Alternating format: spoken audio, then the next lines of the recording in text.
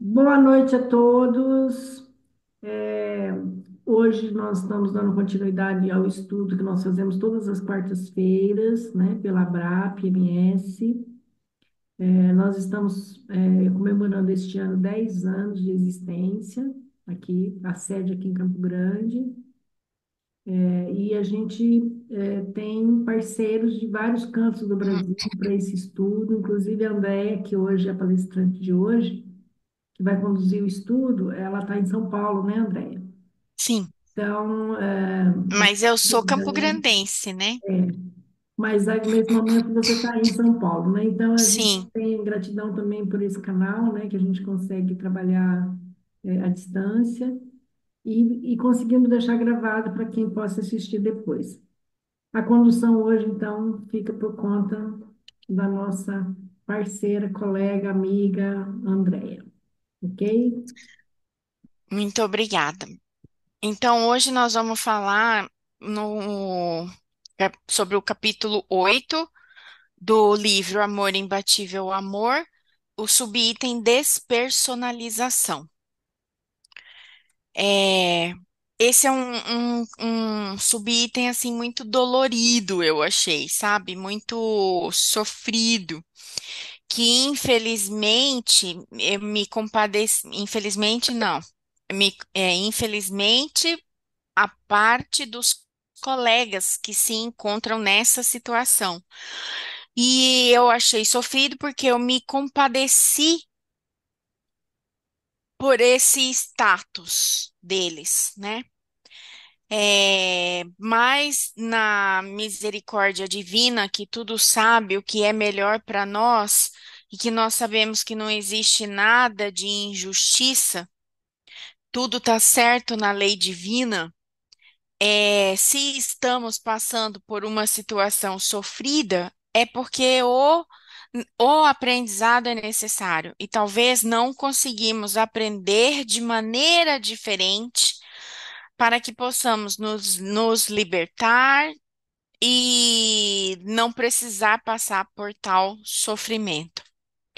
Então, o capítulo de despersonalização, a Joana começa falando sobre que o ser humano, embora antropologicamente seja portador de uma herança animal, e aqui eu trouxe a árvore eh, biológica da evolução das espécies, né? De como vai amadurecendo o sistema nervoso central, só para a gente relembrar, já foi um tema que a gente falou nesse livro no início. Então, ela volta. Apesar da gente ser portador dessa herança, nós somos, antes de tudo, um espírito com possibilidades inimagináveis e que que encontra no nosso DNA, encontra no nosso germe. E lembra que o Evangelho falava: vós sois deuses. Então, esse poder criador, esse poder inimaginável, habita dentro dessa herança animal, dentro de cada um de nós. Mas, para que a gente consiga utilizar a fagulha de divindade que encontra entre nós, é preciso passar pela educação, pelo despertar e pelo desenvolver dessas novas habilidades. Então, quando a gente consegue ter uma realidade transpessoal, a finalidade nós entendemos o porquê estamos aqui, entendemos a finalidade da nossa existência, que estamos aqui para crescer, para evoluir, para desenvolver, e não só para ficar acumulando ou pagando boleto ou passando perrengue, né? Passando por situações difíceis. E aí, quando nós entendemos isso, nós passamos a alcançar patamares que estão reservados a nós, patamares divinos, patamares de plenitude, né? E que mais cedo ou mais tarde atingiremos, com mais velocidade, com menos velocidade, com mais dor ou com mais amor, mas chegaremos lá. Essa é a única certeza que nós temos. Então, a psicologia transpessoal, ela diz que a realidade é. Eu não estou conseguindo ler, peraí. Ela diz que a realidade, ela diz que toda vivência da realidade é uma função do estado de consciência em que nos encontramos. Então, vivência da realidade é igual estado de consciência. É função do estado de consciência. Então, por isso ele colocou essa fórmula. E isso é o que a Joana entende por realidade transpessoal. Então, quanto isso significa que, ou seja, se estamos vivenciando a realidade a partir de um estado de consciência do nosso ego, cada um tem a sua. Então, o ego, ele tem um estado de consciência original e ele tem um estado de consciência expandido, que é a grande meta do que a gente precisa desenvolver nesse ego. Então, quando eu tenho um estado de consciência original do ego, nós vamos dar um significado. E quando temos um estado expandido, compreendemos essa realidade, compreendemos a nossa conexão com o mundo de uma outra forma. Então, esse significado que damos sobre o estado de consciência do ego original é ele interfere e ele influencia todo o nosso redor, tudo, todas as situações, todas as nossas interações, todos os nossos resultados, toda a nossa forma de se posicionar no mundo. Por isso, vivência da realidade é igual a função versus estado de consciência. É, e aqui, então, ele deu um exemplo. Vamos supor que no meu estado original, a gente vive uma situação que é uma discussão com alguém à minha volta. No meu estado original, eu vou pensar assim: eu poderia interpretar que essa pessoa quer me prejudicar ou me diminuir, porque eu estou discutindo com ela. Está naquele impasse, né? Quando envolve discussão, envolve a emoção da raiva porque os pontos de vista são antagônicos, pode envolver imposição, pode envolver autoritarismo, e isso sempre vai dar ruído de comunicação e de interpretação. Então, nesse exemplo aqui, eu poderia interpretar que essa pessoa quer me prejudicar ou me diminuir. No estado expandido de consciência, como eu vou interpretar de uma outra forma a mesma situação, a mesma discussão, eu poderia interpretar que essa situação tem como objetivo me ensinar algo sobre mim mesmo, me ajudar a evoluir e que esta pessoa que está na minha frente, de certa forma, é um mestre da minha vida ou do meu crescimento. Ele está me ajudando a ampliar essa consciência. A consciência, ela amplia através dos opostos, precisa ter o contraste. Porque se eu tô tudo preto no preto, fica tudo muito igual. Agora, quando tem um contraste que aparece um ponto branco no meio do preto, aquilo chama a minha atenção, aquilo é diferente, aquilo é no mínimo curioso. E aí eu vou prestar atenção e vou aprender com isso. Então, você vê que até no ponto de vista da fisiologia, ela já veio preparada para viver, para ter o aprendizado através do contraste.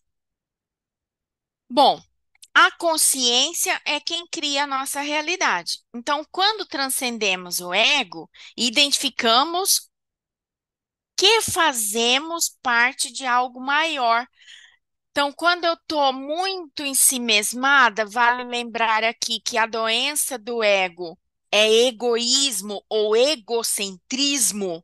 Eu fico ensimesmada, eu fico embotada, eu fico introjetada. Todo o meu aprendizado, eu olho o mundo a partir do meu ponto de vista só, a partir só do meu umbigo e da minha perspectiva.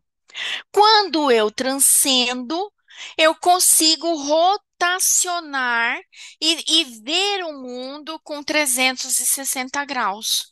Ver que tem um lado atrás de mim, um lado à minha direita, um lado à minha esquerda, um lado à minha frente, um lado por cima, um lado por baixo, e que cada um desses lados mostra um ponto de vista diferente. Esse paradigma, então, permite que surja uma consciência e um compromisso com esse todo ao meu redor. Para que possamos crescer individualmente, então o crescimento sempre se dá a partir do meu ponto, do meu eixo, né? Mas esse eixo integrado com o ambiente, integrado com o todo.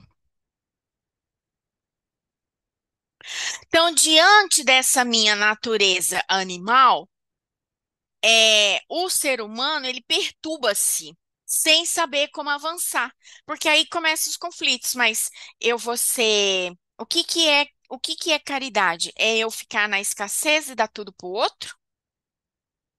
Aí eu penso, não, mas se eu der tudo pro outro, eu vou passar necessidade. Então aí eu seguro tudo para mim e não faço nada, porque minhas necessidades básicas não estão atendidas ou eu tenho medo.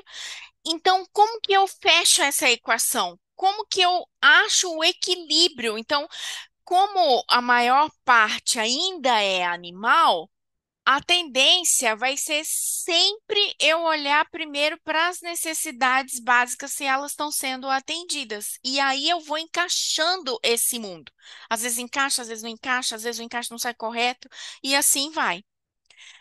Se não valoriza mas se a gente não valorizar a condição de humano, de animal, de natureza animal, na qual nós nos encontramos e que esse corpo tem essa exigência, nós passamos a ser autômatos, agindo no automático, porque essas necessidades elas são muito fortes, muito exigentes, falam muito alto. Então, e quando eu estava fazendo essa aula, eu estava, um fato curioso, eu trouxe a gatinha do meu irmão tá aqui comigo, gatinha mesmo, felina, e ela não é castrada. Então, a hora que o cio fala mais alto, ela fica assim num desespero que ela não consegue comer, ela não consegue me olhar, ela não consegue escutar, ela não consegue fazer outra coisa, ela só deixa a natureza dela animal ir para frente da porta do apartamento porque ela sente o cheiro do gato macho no corredor, embora o gato esteja castrado. Então, é esse instinto animal que habita em nós e se a gente usa no automático como ela usa, a gente deixa só o corpo falar e não consegue transcender esse ego. Então, quando a gente começa a educar essa percepção, educar as emoções, educar esse instinto, e a gente consegue frear esse instinto animal para conseguir analisar e aí deixar com que os valores espirituais que estão no nosso DNA possa se manifestar, certo? É... Andréia, Ah, volta um pouquinho. Então, eu gostei muito dessa. Já vou pontuar, porque eu sei que esse texto ele é bem comprido, né? E é. aí ela coloca assim: se você não valorizar essa condição, se você não olhar para essa condição e não assumir essa condição que você está, você não consegue também avançar. Então, assim, não é só como que eu vou dar conta de de avançar. A partir do momento que eu olho e reconheço e elaboro essas condições animais, né? Das exigências do corpo, né? Porque Sim, senão ela tem uma frase do Jung que é maravilhosa. Toda sombra que não é olhada, ela vira destino.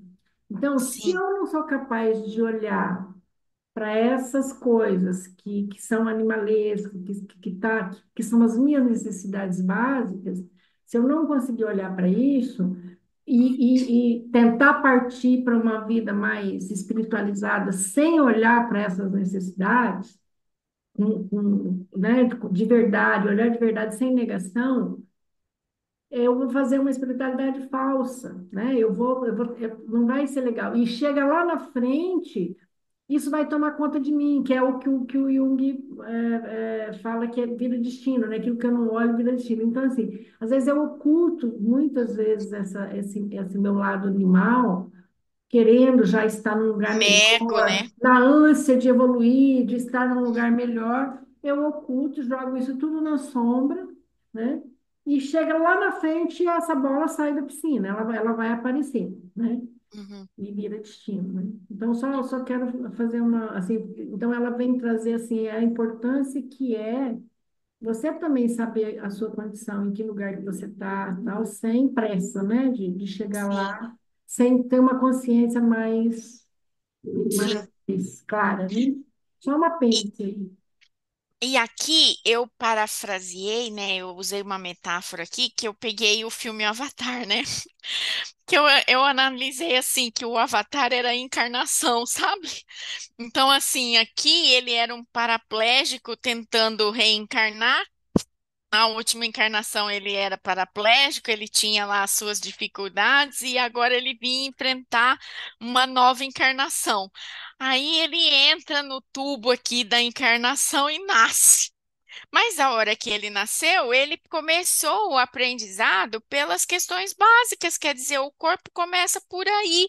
E só depois que ele dominou essa máquina, que, né, que era maior do que ele, é que ele conseguiu espiritualizar. Então, assim, é, não tem como ter aprendizado, o espírito, ele não tem como ter aprendizado fora dessa máquina.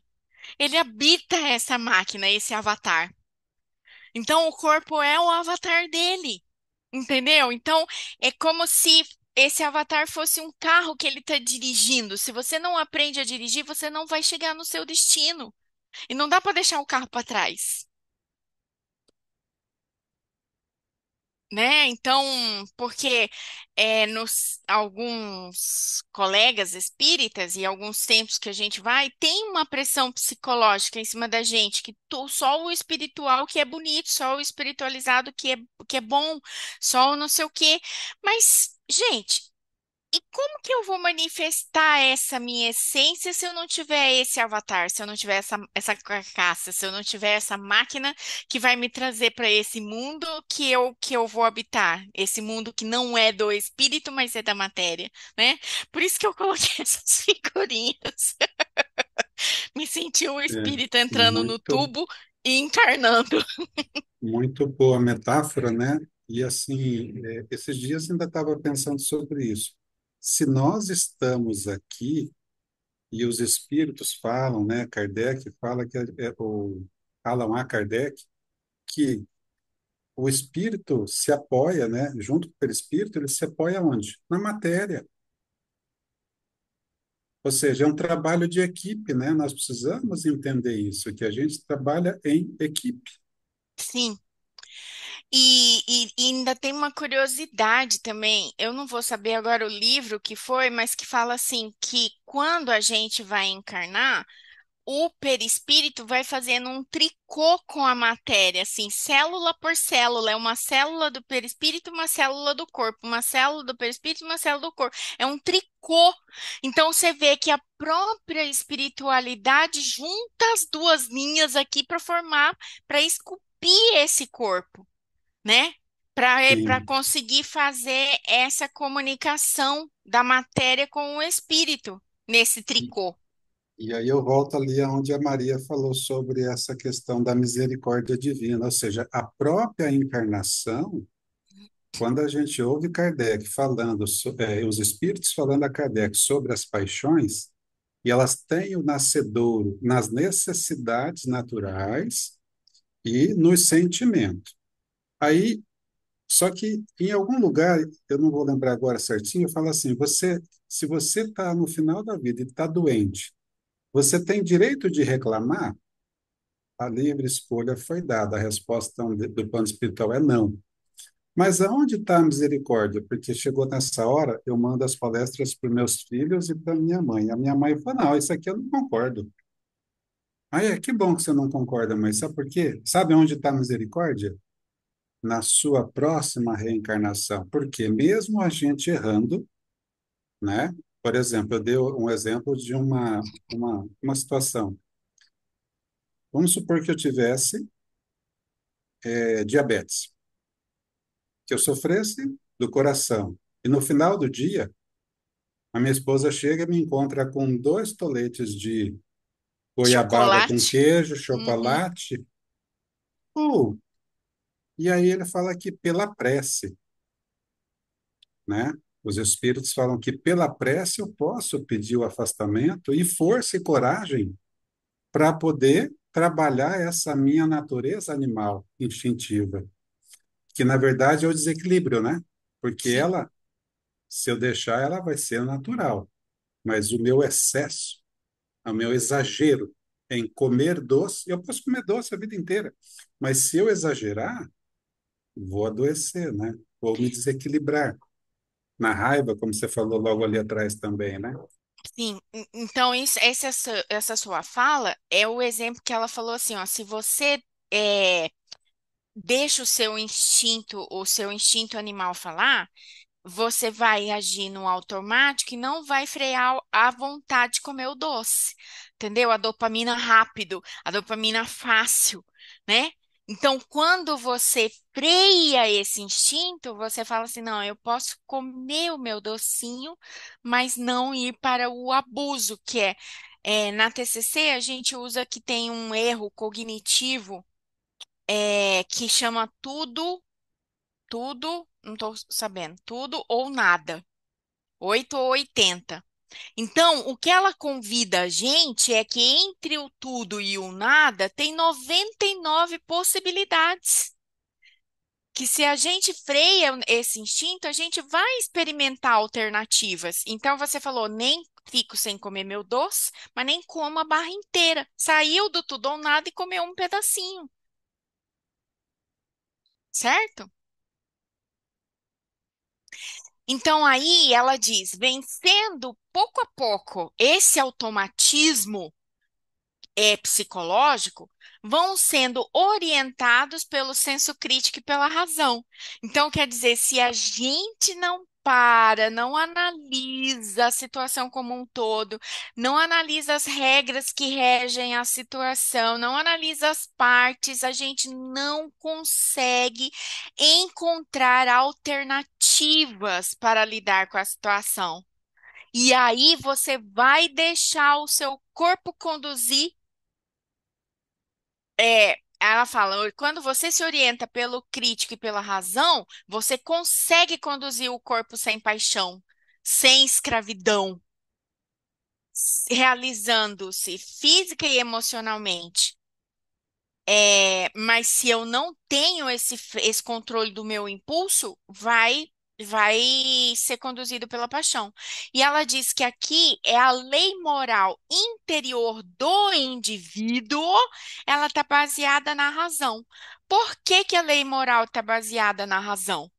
Porque vamos supor que eu vou pegar o doce do Murilo. Vamos supor que a gente tá o doce, eu sou parente do Murilo, e aí, se ele come o doce inteiro, eu que sou parente dele, moro na mesma casa, vou ficar sem doce.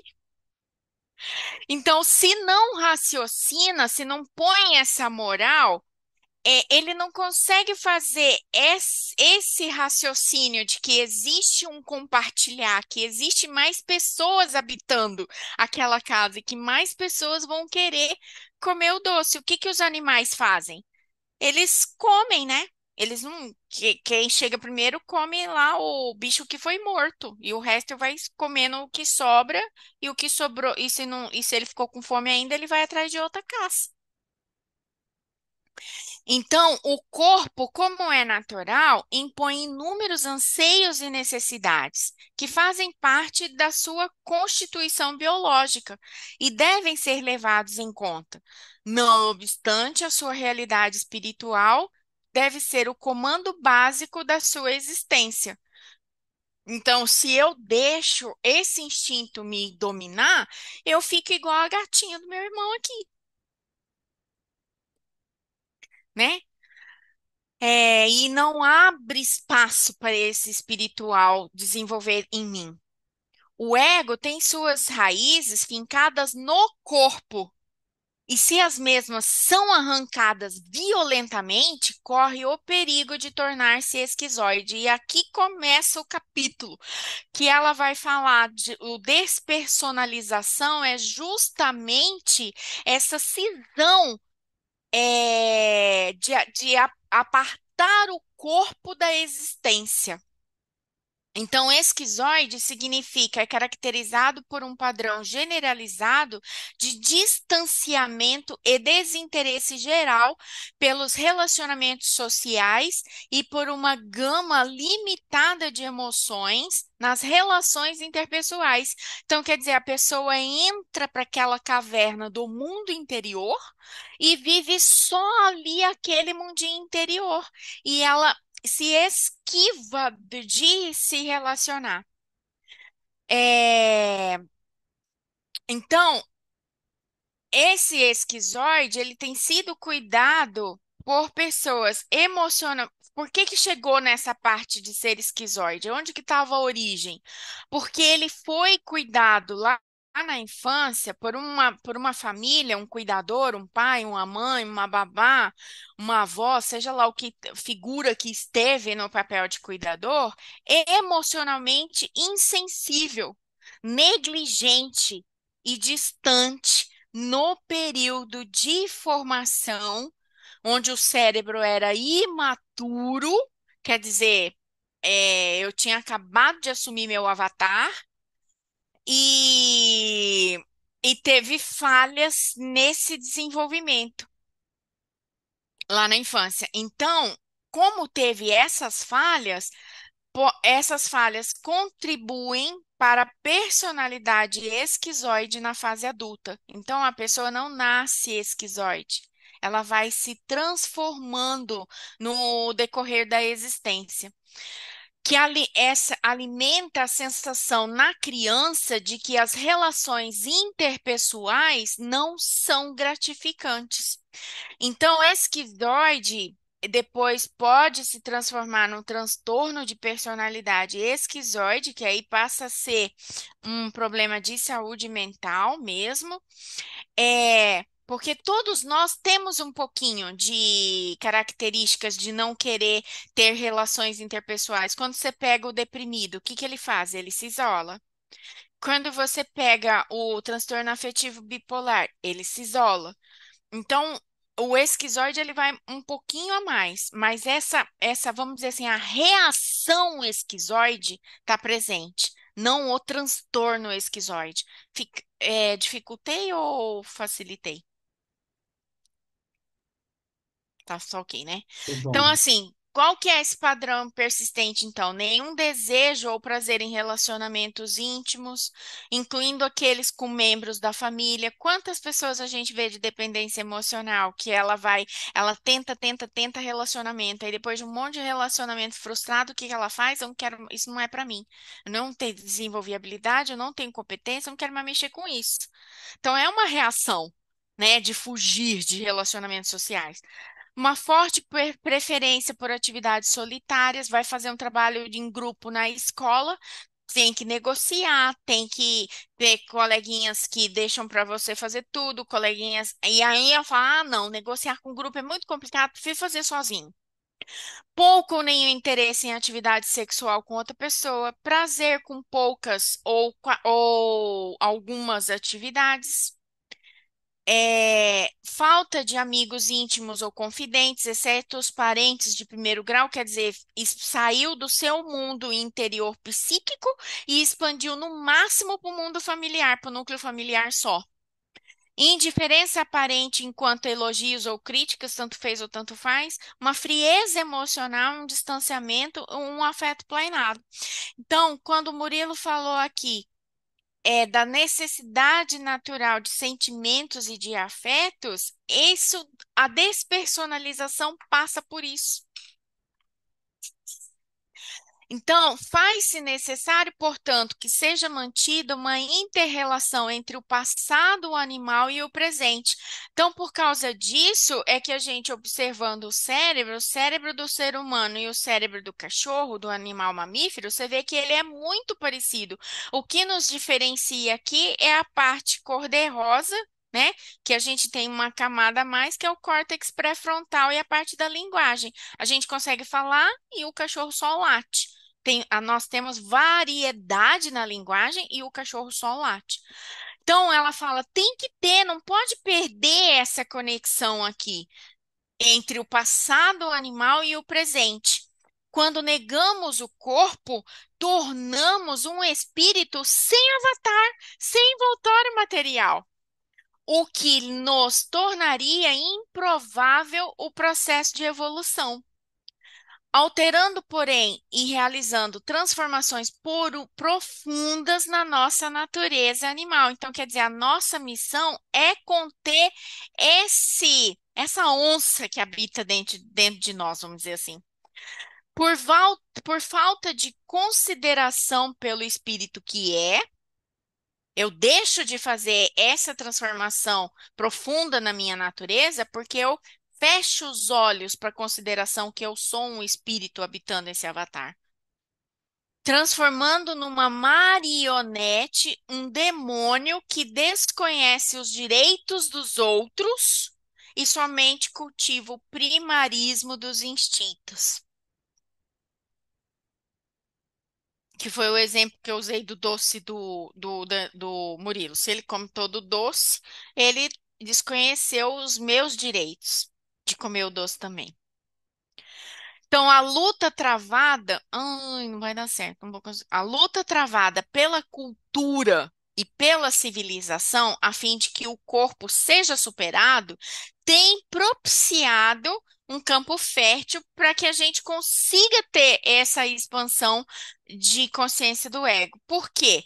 Através de muito raciocínio, através do aprofundamento da consciência, tornando mais radioso e belo o espírito. Por quê? Porque a gente vem discutindo, a gente quer ter um corpo saudável ou um corpo bonito. Então, quando a gente joga essa questão do que é beleza do corpo, do que a gente cultua só nesse corpo, e toda essa discussão que vem no corpo, um movimento causado pela cultura da civilização, é uma forma da gente dar voz a esse espírito que habita. Então, um corpo saudável passa a ser mais do que a ausência de doença, passa a ser a beleza. E a beleza não deve ser a única motivação para cuidar do corpo. Então, quer dizer, a gente passa a cuidar dele para não adoecer. Um corpo saudável é um estado de bem-estar físico e mental. Já entrou a mente aqui, no qual os sistemas biológicos funcionam de forma eficiente. A beleza, por outro lado, ela é relacionada apenas com a aparência física. Então, a transformação do ser humano através do autoconhecimento. E o Divaldo diz assim: a iluminação interior é inadiável, inegociável. Então, André, Oi. só um pouquinho aí nessa última fala sua, eu lembrei de uma, eu também não me lembro, lembrei, mas eu não me lembro onde. Eu lembrei de uma situação que fala que quando você cuida da sua beleza interior, ela é refletida no exterior, né? Então, enquanto as pessoas estão muito preocupadas em cuidar desse exterior e estiver esquecendo do interior, não vai refletir, não vai surtir o efeito desejado, né? Porque você precisa se cuidar primeiro, tanto da saúde física como da mental, como ela disse aí. E aí eu lembrei essa passagem, em algum lugar eu vi, alguma palestra, e eu achei que fez total sentido. Sim, e essa sua fala me remete, assim, você já viu o rosto do Divaldo? Não parece que aquele homem tem 97 anos? Você não vê as rugas dele, ele não tá despencado, não. Um velhinho mega, ultra, super plus enxuto. Então, assim, corrobora com o seu exemplo, né? Porque tem ali uma, pelo menos na minha cabeça, faz todo sentido e corrobora. Então, assim, com o efeito inevitável, tornou-lhe o corpo mais sensível. Porque quando mais espiritualizada eu sou, mais sensível meu corpo é, mais sublime meu corpo é. Lembra que os nossos antepassados, eles tinham um monte de pelo, né? Parecia lá os homens da caverna, eles precisavam de muitos pelos para poder se proteger e hoje nós somos mais espiritualizados do que esses nossos antepassados da caverna. E a gente já não tem mais tanto pelo, os nossos traços já tá mais fino, mais delicado, mais sensível, né? Mais estético, portador de sensibilidade apurada, de percepção parafísica. Aqui, o que que é percepção parafísica? Parafísica é uma expressão usada para designar aqueles fenômenos materiais e físicos, objetivos que estão além do fenômeno comum que ocorre na matéria. Então, o Divaldo fala: a sensação é física, o prazer é além da matéria, é parafísico.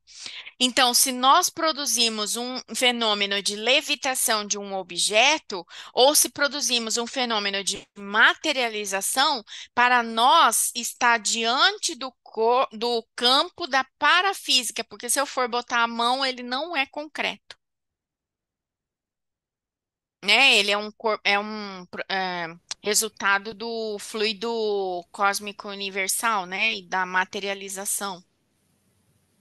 Andréia, mas não precisa ir longe, a gente não precisa ir para o fenômeno espiritual.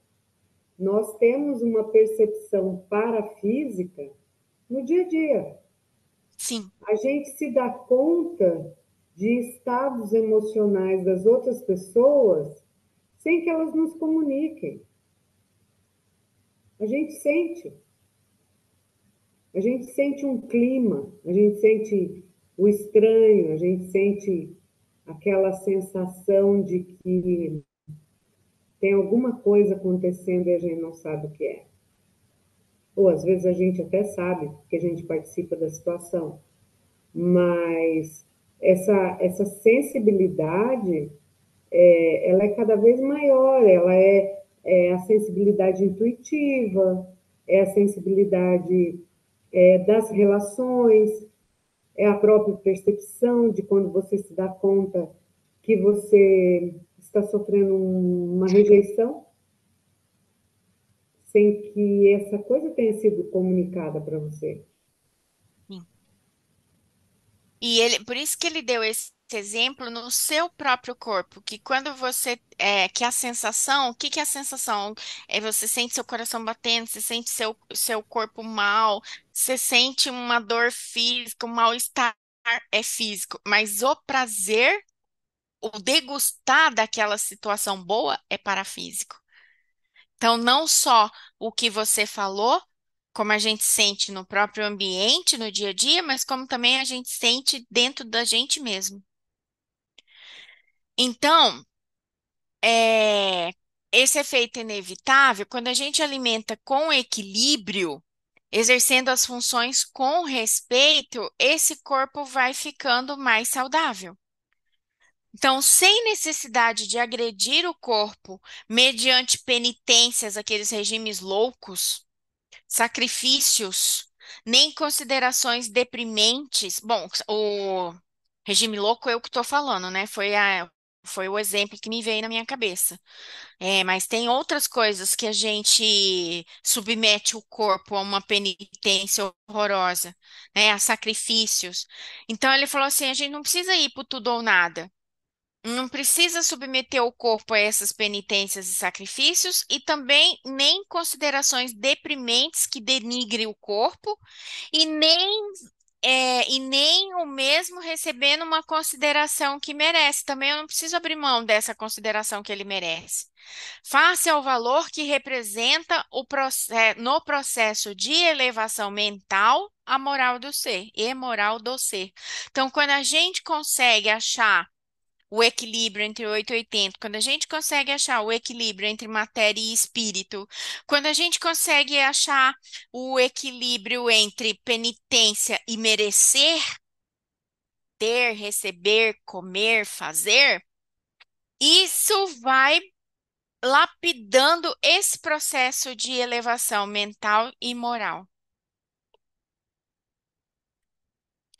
Então, não obstante esse reconhecimento, vários fatores se apresentam como responsáveis pela despersonalização, tais como.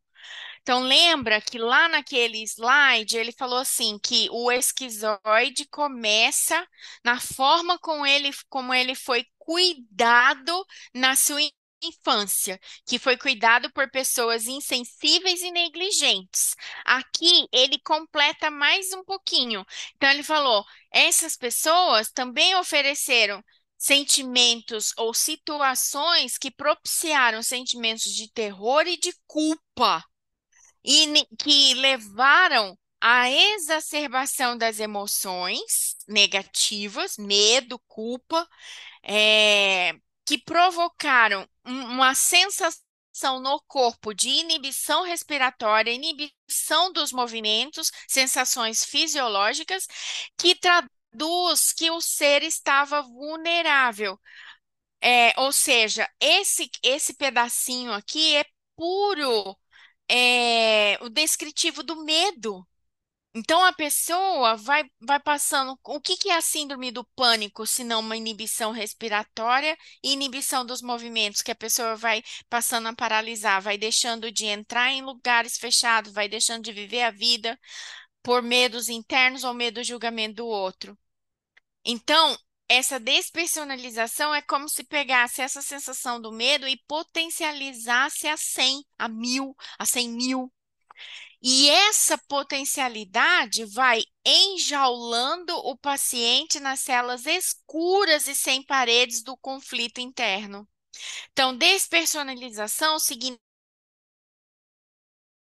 dor externo da sua própria vida. Essa conduta produz sensações, essa conduta de terror nível hard, produz sensações indescritíveis que o organismo procura vencer através da morte da sua realidade. Sabe como que vai formando o esquema do abandono quando a criança ainda não tem linguagem, que ela não consegue pedir, que ela só chora? Vamos supor que ela está sentindo fome e ela sente fome à noite, por exemplo. Aí ou ela tá, enfim, tá com uma necessidade lá de sujou a fralda ou tá com dor no corpo, alguma coisinha. E aquele bebê chora, chora, chora, chora, chora, e esguela. E aí o pai fala assim: "Não, não, deixa ele chorar, porque ele tem que aprender que tá de noite e que ele precisa que agora é hora de dormir." O sistema nervoso central entende assim que não adianta eu chorar, ninguém vai vir mesmo aqui me socorrer. Então ali já começa a nascer o abandono, quer dizer, eu não sou nem notado, nem cuidado, nem. é, E aqui, então, ela está dizendo que essas condutas que a gente submete a criança que ela é indefesa, não tem autonomia, e não tem independência, ela é incapaz, ela não consegue responder por ela mesma, produz essa dor tamanha que ela vai matando, ela vai desistindo. E aí o corpo, então, enrijece a respiração e e essa falta, essa dificuldade leva à falta de oxigênio no organismo. Com falta de oxigênio, não alimenta o corpo como um todo, porque é o oxigênio que vai levando, é, que potencializa a glicose entrar nas células, é, é, vai produzindo males psicológicos e físicos variados. Então, a autopercepção é profundamente afetada e os pacientes passam a sofrer emocionalmente sensações de difícil catalogação, o que os levam ao desespero. Então, esse desespero, aí, esse neuropsiquiatra aqui, no início do século XX, ele deu uma grande, ele estudou junto com Jung e ele deu a sua grande contribuição dizendo que naquela época a esquizofrenia era chamada de demência precoce. E aí ele falou assim: não, não, demência é uma coisa e esquizofrenia é outra, porque tem características de mente cindida. E não só que a pessoa está demenciando, que ela está perdendo as funções cognitivas. E aí ele chamou a atenção que estava ligado ao processo de despersonalização, que afeta os indivíduos nessa distorção. Destaca o sofrimento de que eles foram vítimas, mas é um sofrimento no nível assim, é, infinitamente superior ao que um ser humano é capaz de vivenciar e num cérebro ainda em desenvolvimento. Então, ele falou que essas pessoas foram submetidas a surras incalculáveis, a queimaduras, a espetadas com agulhas, com lâminas, com punhais em brasa viva, né? Tiveram seus membros amputados sem anestesia, aquele, assim, alto teor de crueldade.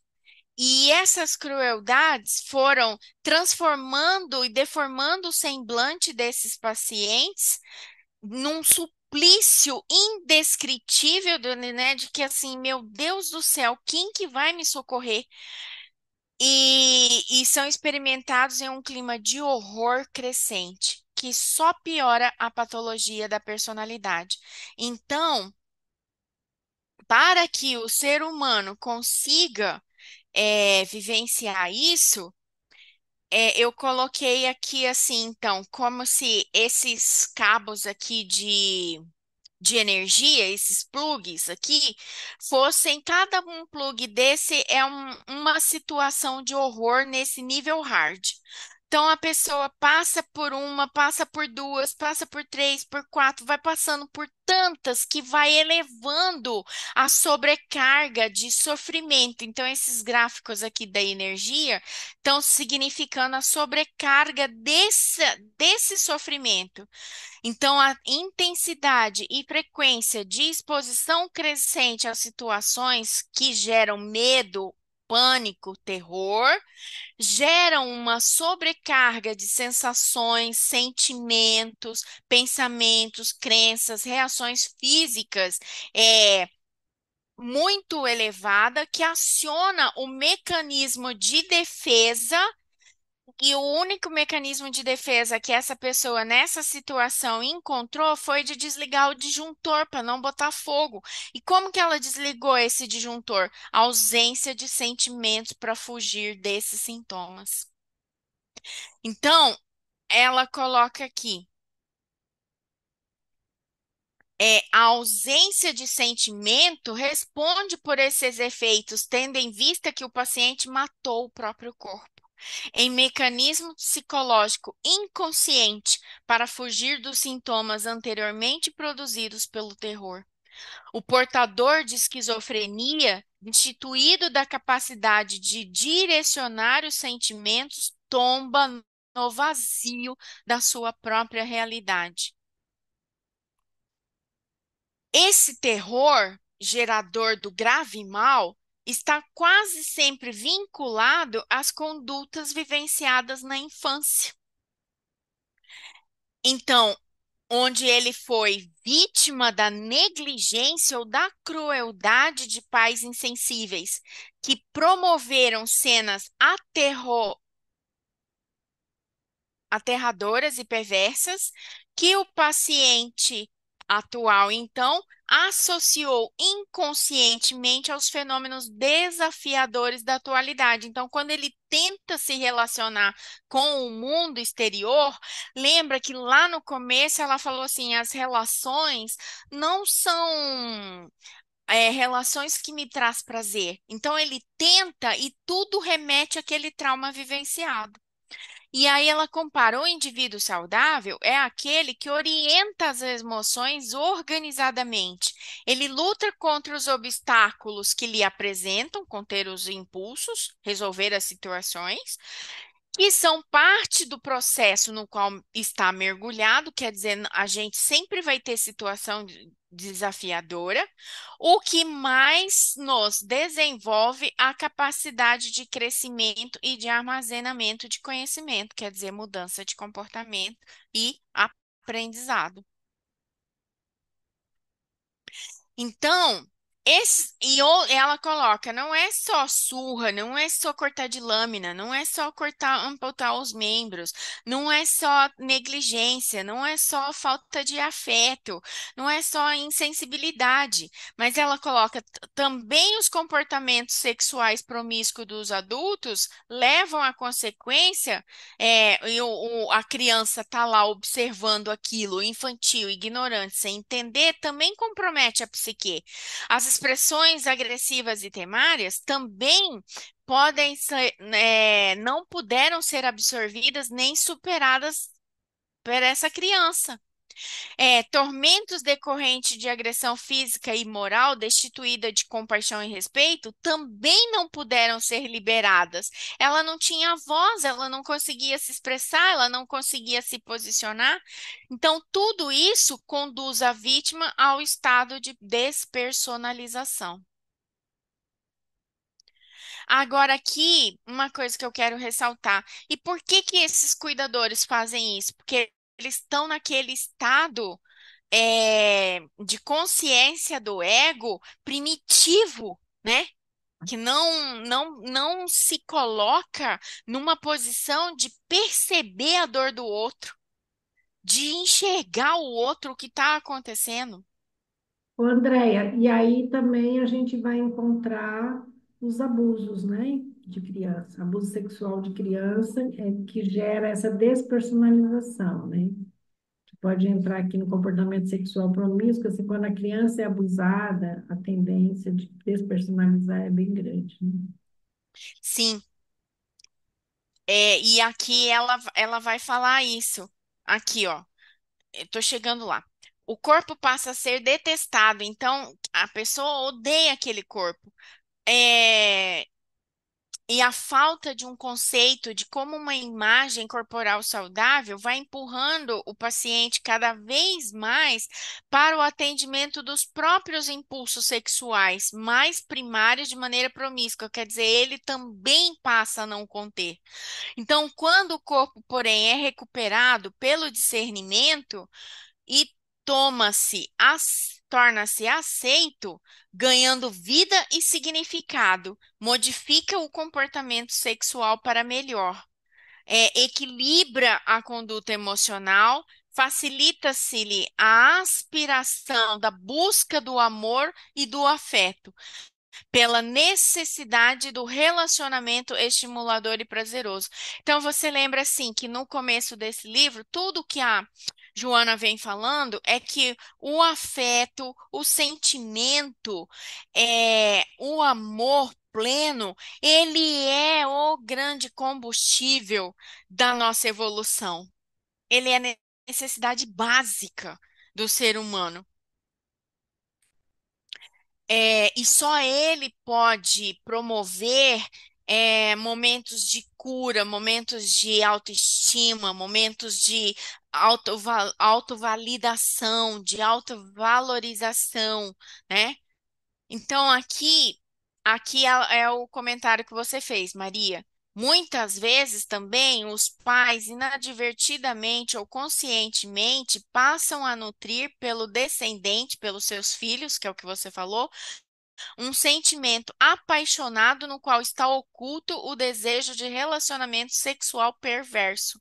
Então, alguns não se contêm e pratica, anulando-lhe a natural constituição da personalidade, quer dizer, da personalidade egóica ainda, né? Que se deveria ir firmando a pouco e pouco de forma correta. Então ele vira a gatinha do meu irmão aqui no cio. Não importa o que tá, ela nem sabe o gatinho quem que é. O gatinho tá castrado lá dentro do apartamento da vizinha, mas ela sente o cheiro. Então, essas condutas estranhas e esdrúxulas de muitos pais, com característica incestuosa, refletem os seus próprios conflitos e perturbações. Quer dizer, ele põe para fora aquele problema que ele tem interno, que os não auxiliaram no desenvolvimento de um comportamento pessoal saudável, tanto quanto de um desenvolvimento sexual harmônico. Então, aturdidos e viciados mentalmente, veem nos filhos somente objeto para autoprazer. É o ego que pulsa, né? Um ego doente, preservando a sua personalidade incompleta e insatisfeita interiormente. A reconquista da personalidade, no entanto, é possível mediante a recuperação dos movimentos de respiração.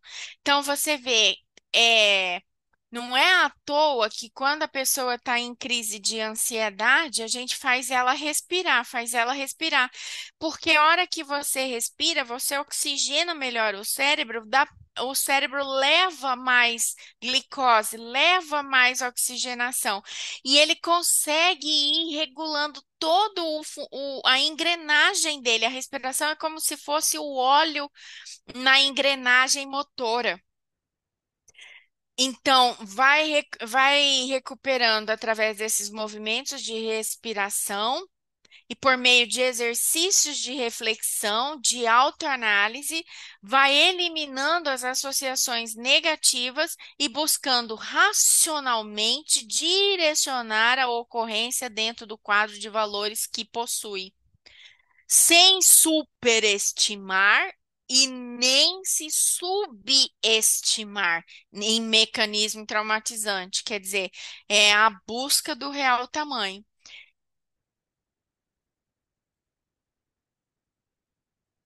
A aquisição da personalidade equilibrada está no relativismo do ego para com o self, nas aspirações do corpo para com os da mente, no processo de busca de valores e vivências geradoras de alegria e portadores de paz. Então, lembra que a gente falou em aulas anteriores desse livro, que a gente viu que todas as emoções ligadas ao ego, elas são mais instintivas, e as relações nobres, como compaixão, é, amor, perdão, né? Todas essas emoções mais sociais, vamos dizer assim, elas são mais ligadas ao self. Então, quando a gente consegue equilibrar a relação entre eles, a gente consegue promover esses valores e vivências de alegria e portadoras de paz.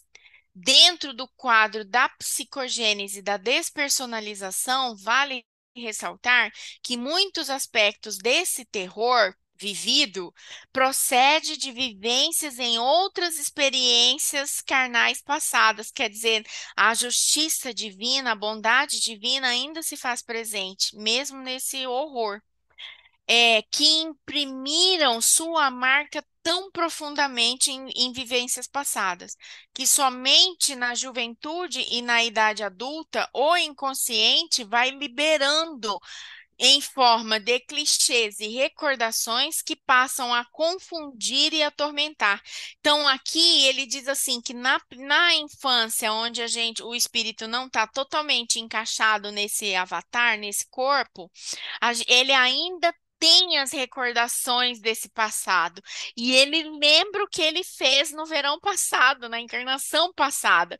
E ele começa a criar, então, essa emoção atormentada. E aí o sentimento de culpa vai aprisionando esses pacientes nesse cárcere de respiração insuficiente, porque lembra, medo paralisa a respiração. Medo paralisa a respiração e de movimentos paralisados. Todos os fatos que são praticados pela crueldade, pela insensatez e vilania, mesmo quando ocorre o fenômeno biológico da morte, quer dizer, mesmo depois da passagem, elas não desaparecem, porque os danos morais continuam gerando consequências, até que o seu causador se recupere e se reorganize na paisagem moral afetada. Então, aqui, por isso eu associei, ele era um paraplégico, ele tinha os seus danos morais das encarnações passadas, mas à medida que ele vai se purificando, vai se desenvolvendo na sua moral, ele consegue voltar depois habilitando um corpo que não tenha aquela deficiência. Então, conhecendo a própria debilidade e consciente do abuso perpetrado, o ser transfere para uma nova encarnação, uma nova experiência carnal, as cargas das responsabilidades, sendo compulsoriamente convidado à regularização. Então, aqui, o que eu entendi, aí, interpretação minha, vocês, por favor, me corrijam. O que eu entendi é que a esquizofrenia é uma expiação compulsória. Então, nasceu, né, com toda aquela condição para desenvolver a despersonalização como forma de resgate. Então, essas reminiscências emergem como consciência culpada, terrores sem próxima justa causa, ansiedade, atitudes autopunitivas, autodestrutivas, que lhe alteram o comportamento pessoal, modificando totalmente a personalidade que fica marcada. Aqui eu tive uma curiosidade assim monstruosa para falar assim, como que fica depois a volta desse esquizofrênico, né? Depois da dívida paga, porque eu não consegui achar como que o que acontece com ele no plano espiritual, sabe? Bom, quanto mais se consiga autoconscientização das responsabilidades para com o corpo e para com o espírito, mais facilmente se fazem a luta pela preservação da saúde física e mental e as experiências propiciadoras do progresso moral e cultural, que contribui para uma resistência realmente feliz. Aqui eu termino. Vocês viram que nesse final eu já não conseguia fazer as minhas interpretações, fazer meus enfeites, colocar, porque essa aula foi mexendo tanto assim comigo, sabe? Com esse nível assim de crueldade que me doeu na alma. Um ser humano nos dias atuais ter que passar por essas experiências da infância. E a gente sabe que ainda tem, né? Tanto que as pessoas ainda estão fazendo tráfico de humanos, ainda estão explorando sexualmente as crianças, né? É, enfim, os absurdos que ainda tem na Terra, né? Mesmo nos tempos atuais, 2024 anos depois da vinda do Cristo. É doído, né? Me doeu na alma essa lição. Bom, é isso. Eu vou parar de compartilhar.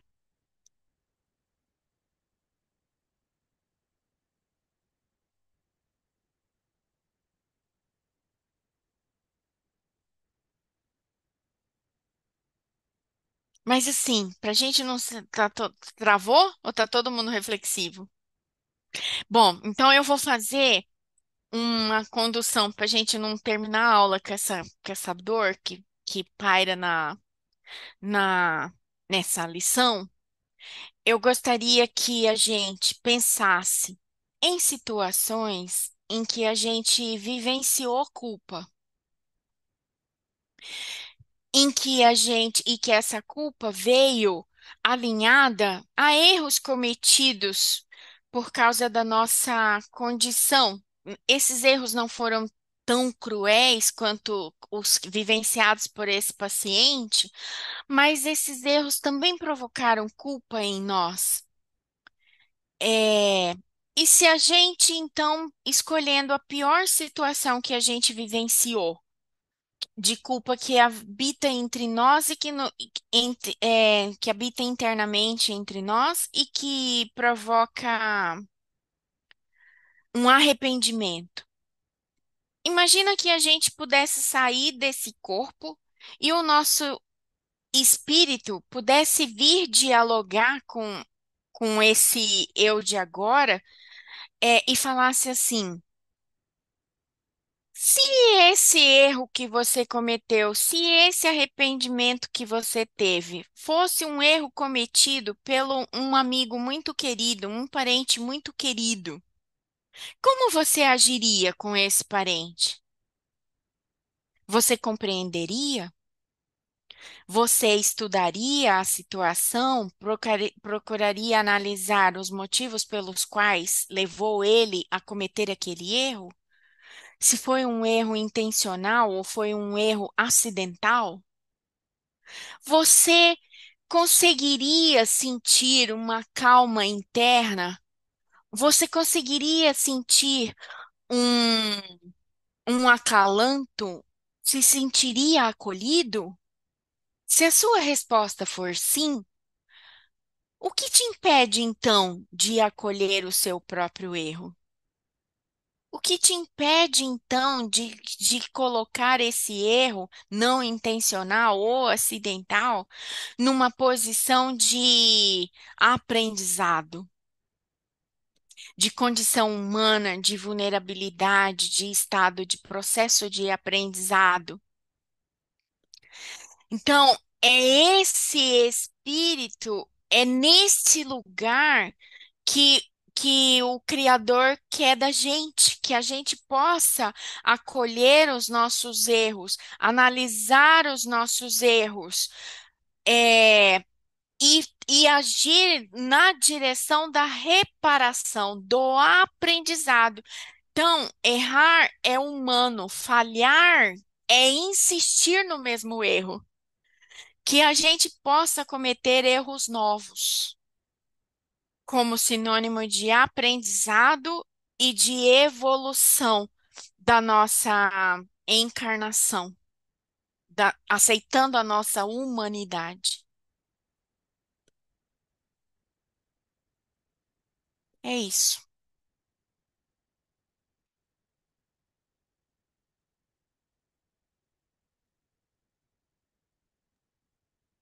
Muito bom, Andréia. Alguém quer comentar?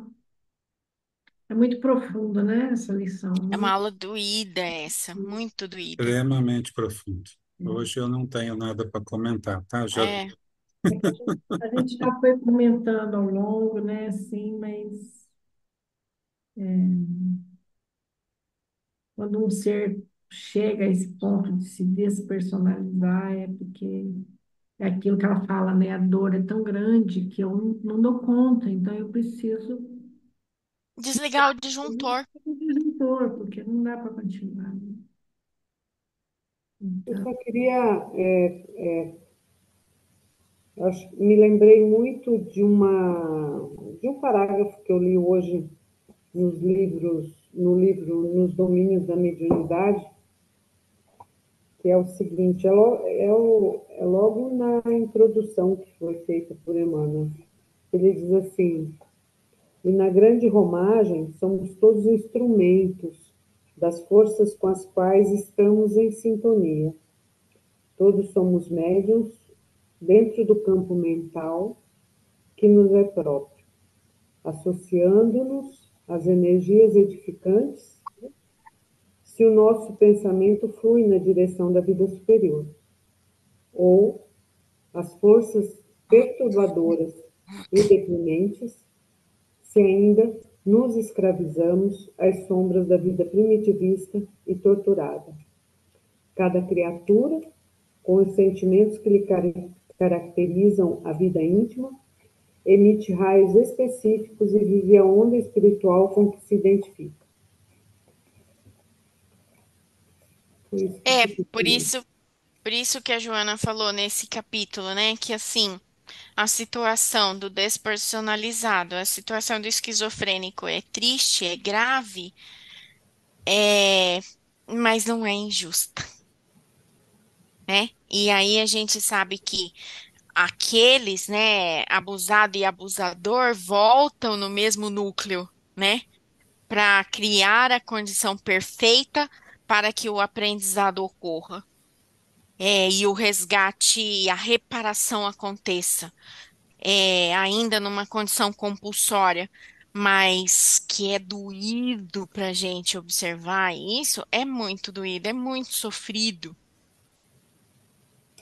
É, E pelo ainda, oposto, né, do ego, ou seja, nós precisamos às vezes, né, da sombra para enxergar a luz, da escuridão para enxergar a luz, para valorizar a luz, do prazer para poder entender a dor e se afastar dela, né?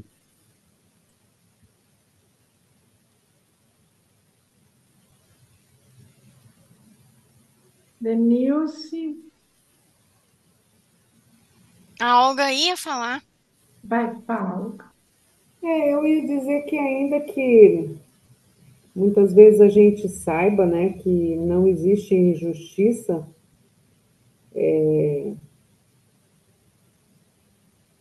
a gente não tem, eu não tenho, né, estatura moral nenhuma para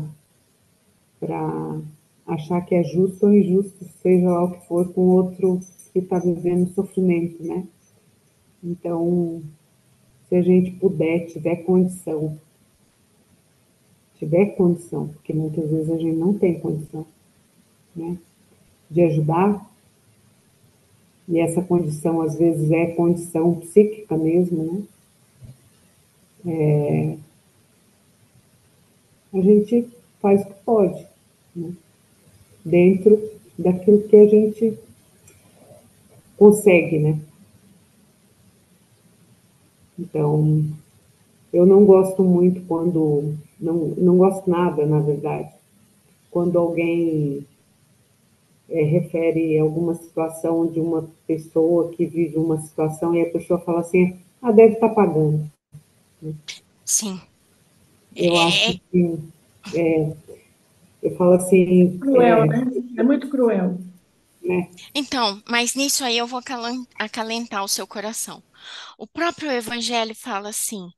Mas por mais que a gente olhe e vê que ele está espiando ou está passando por uma prova, o Evangelho fala assim que a gente cabe sim a gente apoiar, a gente aliviar aquela prova, a gente fazer o que está no nosso alcance. Porque senão seria como se o doente não tivesse doente e não pudesse procurar um médico.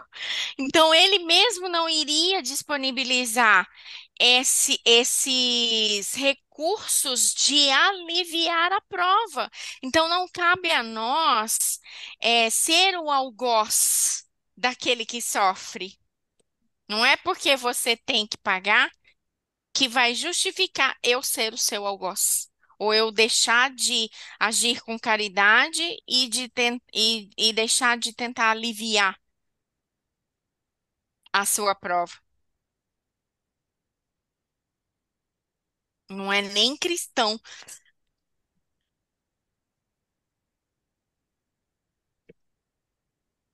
Denilce, Então, como a gente já comentou antes e também vocês falaram aí, esse item ele é bastante profundo, né? Vai servir de reflexão para mim aí por esses dias ainda, né? Eu acho que retomar essa leitura, dar uma estudada nesse item, porque tem muitas coisas aí e a gente não cabe a nós julgar. E até que um dia será a minha aula, eu tenho que dar uma aprofundada também, e estudando mais esses temas aí para dar continuidade lá na minha aula. Mas esse tema, ele é bem mais difícil, né? Uhum. E ela não deixa de falar, né, da questão do equilíbrio, da gente sempre buscar esse equilíbrio, para que o amor, né, é, que ela fala nesse livro, seja alcançado, né? Que a gente consiga agregar a todas as nossas experiências esse amor aí imbatível, né?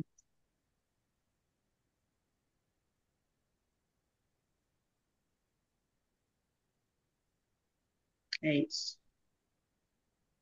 E muita autocompaixão, né? Porque eu gostei muito do início, quando ela fala, assim, para mim, eu estou falando para reforçar, né? Essa coisa de que eu preciso saber onde é que eu estou e reconhecer o meu tamanho. Isso eu acho que isso é fundamental, né? Para a gente não se sentir, nem se sentir culpado, porque ainda está muito lá atrás, e também não se achar soberbo de achar que já está lá cheio de evolução e escondendo as nossas sombras, né? Então, onde é que eu estou, né? Qual é o meu lugar? O que é que eu dou conta hoje, né? Parabéns para mim que dou conta, né, de uma série de coisas, né? Tem uma série de coisas que eu não dou conta ainda, mas calma comigo, compaixão comigo, uma hora eu chego lá, né? Então, assim, saber exatamente onde é o meu lugar, eu acho que isso é fundamental, essa consciência da sua posição, né, nesse lugar de Seu evolução, real tamanho. né? O que é que eu já dei conta, né? E o que que não, me parabenizar pelas pequenas conquistas que eu já fiz, né? E ter a luz lá no fim do túnel, olhar para Jesus, assim, falar assim, ó, a luz do fim do túnel é Jesus, né? Mas tendo muita certeza, né, de que a gente está muito longe desse lugar, né? Que Jesus não precisava de geladeira, não precisava de roupa, não precisava de nada, não precisava de marido, não precisava de mulher, não precisava de filho, ele já estava muito desapegado de todas essas coisas, mas nós não, a gente ainda precisa da cama quentinha, o ar-condicionado, do filho, do marido, da roupa, né? Desse corpo, né? É esse nosso lugar aqui ainda, né? E tá tudo certo, né? Sem isso, eu me despersonalizo, né? Se eu não tiver uma casa, uma geladeira para pôr minha comida, uma cama para dormir, a gente se perde, né? Ainda nisso. Precisamos desse lugar, né? E esse lugar, o jeito que você estava falando, me bateu aqui. Ainda é referencial de segurança, né? Ainda é referencial da casa psíquica.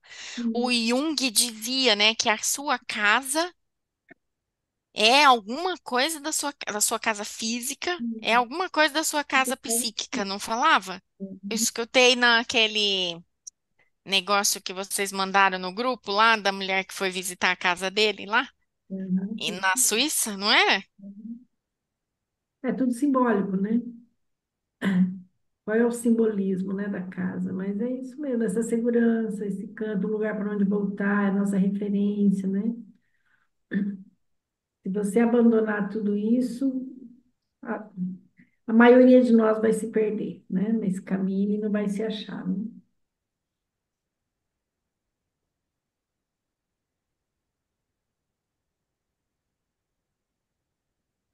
Certo, Murilo? Certo, certo. Possamos encontrar nosso tamanho, né? O Stephen Paul Adler, ele é uma pessoa já de idade que me inspira muito também no campo da psicologia, né? E aí ele fala assim, que a gente deve ser grande, não maior do que ninguém, só o suficiente para acolher. E aí ele fala que a gente deve ser pequeno também, não menor do que ninguém, só o suficiente para se permitir ser acolhido quando precisar. Uhum. Uhum. Essa é um grande desafio, né? Sabe as palavras. Grande desafio nosso. Muito bem. Alguém mais quer falar mais alguma coisa? Tá bem para todo mundo? Parabéns, Andréia, foi bem bacana, foi um conteúdo cumprido, né?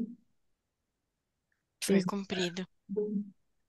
Mas que vai fazer com que todos reflitam bastante, né, a respeito de nós e dos outros, né? Desses que a gente precisa acolher também, né? Ok? Podemos parar a gravação, então? Sim. Deixa eu achar aqui o meu lugar de gravando. Só um minuto, por favor.